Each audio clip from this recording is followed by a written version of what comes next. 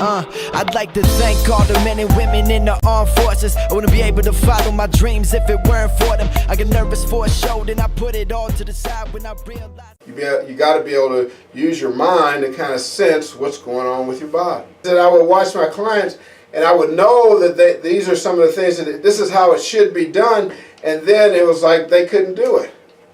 So then, what's going on with that?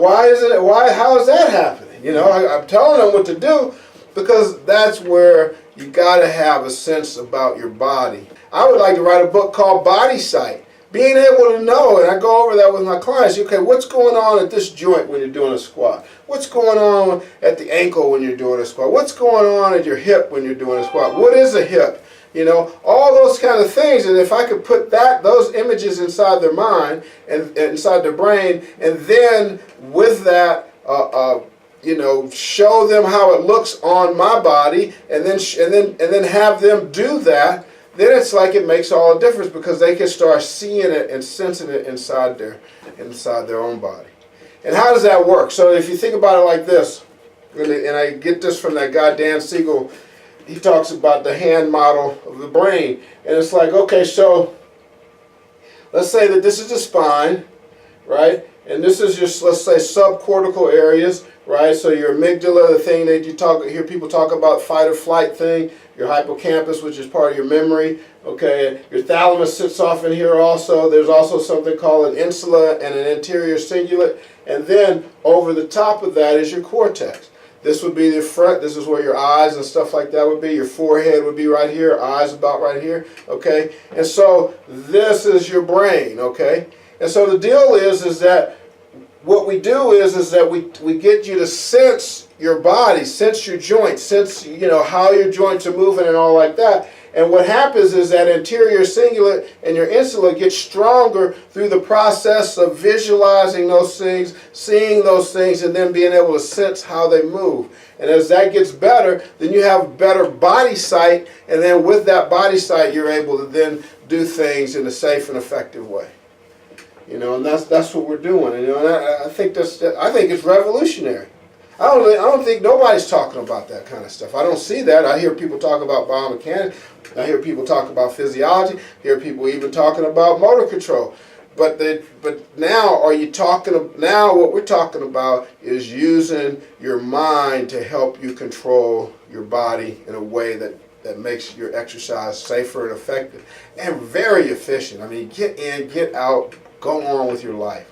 You don't want to be in the gym. At least my clients do not want to be in the gym for, 2 hours doing set after set after set, rep after rep after rep to try to get a result.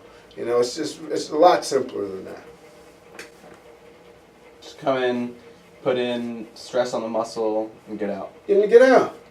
Because there ain't, if you do that, when I think about it, I ask myself this question: how much stuff, when people are working out, one of the things I ask my clients is how much are you leaving on the table, right? So let's say for example, we were doing a squat, right? And let's just say, and sometimes we do a thing called a chair squat, right? So where you just, I just tell a person to stand up and sit down. So if you were sitting down and I told you to stand up and you did this, like how hard is that to do, right? I mean, there's nothing really going on here with that, right?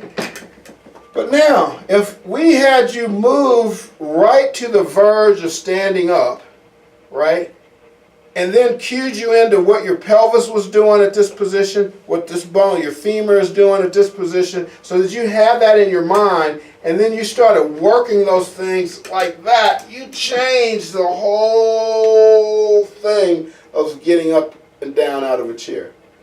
All right? And then that right there can become an exercise.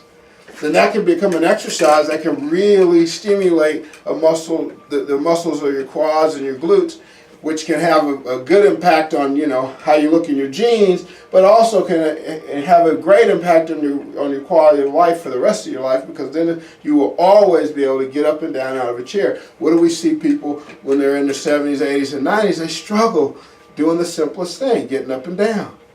And so why not in your 40s and 50s and 60s work on those things so that your 70s and 80s it's a lot easier for you because you built up a bank account of strength that you'll have, all the way into that period of your life.